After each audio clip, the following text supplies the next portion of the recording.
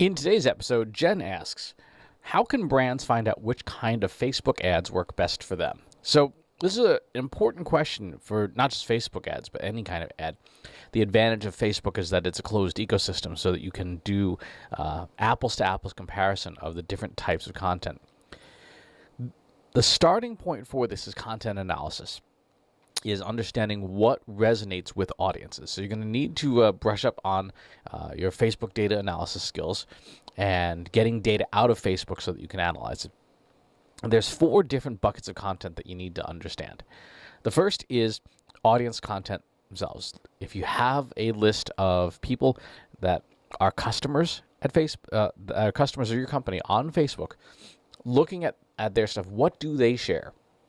What do they post? What do they talk about? And this can be qualitative. This step does not necessarily have to be strictly quantitative. It's just trying to get an understanding of what stuff do people find compelling? What stuff do they post on Facebook? What are the things that they share and then reshare and comment on?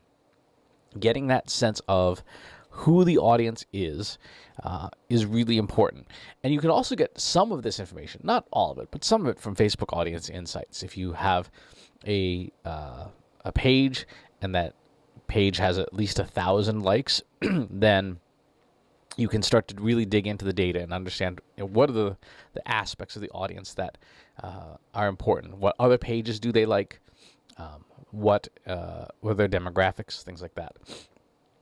If you have access to Facebook data tools like Facebook Audience Insights, Facebook CrowdTangle, etc., you can pull a lot of this data and start doing very large-scale topic modeling to understand.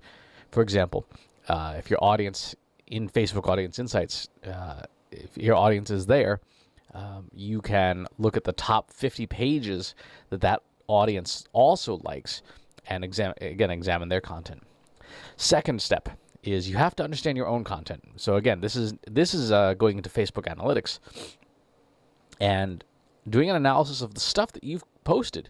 What content has gotten an engagement? What content has performed well? Understanding that is critical for your ad content, because what you don't want to do is just kind of create ads randomly. You want to create ads on things, topics, concepts, ideas that have already done well for you, for your Facebook page. If you haven't done that, if you have no content that resonates well, Facebook might not be the place for you then. If you're posting and just getting nothing, maybe do a week of boosting posts just to see if anything resonates with your audience. You might have to pay to play just to even be seen, and then make some judgments based on that. The third data segment you need is competitive content. So what are your competitors sharing? What ads are your competitors running? And what kind of engagement do they get on them? This would be direct competitors. And again, you want to see what's popular. The fourth bucket is what I call landscape content. This is looking at companies that are functionally similar to yours, but are not competitive. So let's say you own a Chinese food restaurant that delivers.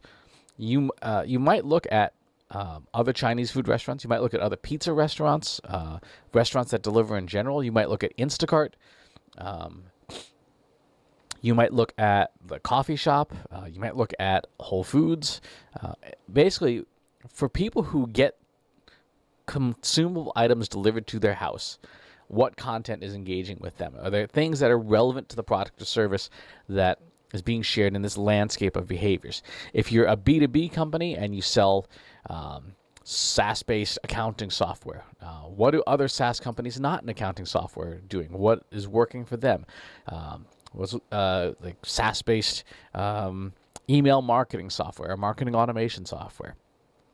Again, we're not necessarily looking for the exact topic for those non-competitive but similarly structured companies. What we're looking for is audience behavior of a group of people who are receptive to the type of service that you offer, and then trying to figure out what resonates with those people. Once you've done all 4 analyses, you should have an idea of the different concepts, the different media types, the different topics that your audience is interested in. I would also suggest using a social listening tool of some kind. We used TalkWalker for all of our stuff. And again, getting a sense of those topics and keywords and related conversational things in order to understand your audience better. Once you've got all that down, then you can start creating ads. You should be able to see if in your Facebook data that videos about, I don't know, cats always seem to do well, or videos, behind the scenes videos always seem to do well. Even if they're not yours, even if they're competitive, that should give you a sense of, okay, if we're going to run ads on a video, the video that we run ads on, or the video that we put in our ads should be a behind the scenes, or maybe even a behind the scenes video with cats in it, right? If content that talks about how your product works has resonated well with your audience, try running some ads on that as well. The key is to try and align your ads as best as possible with what the audience already likes, because with Facebook, you don't get many shots at engagement, right? The algorithm works in such a way that content that gets engaged with does better, and content that doesn't get engaged with does worse. And it becomes very much kind of this virtuous or vicious circle of feedback where things simply, you get less and less engagement, which means you get shown less, which means you get even less engagement. And obviously the only way out of the vicious cycle is to pay your way back to getting some eyeballs. That's why the competitive analysis and the landscape analysis is so important, because your own data may say, hey, nothing's working. And if that's the case, then you need to look at other data sources to calibrate your ads on. So that's how you can find out what kinds of ads work best for you.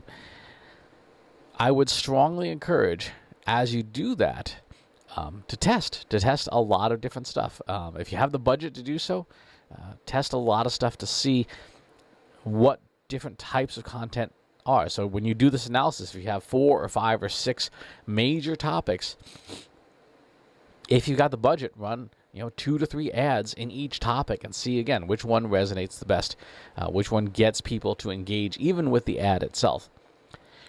If after all this you're still not getting ad performance, it's probably because Facebook isn't the place for your audience.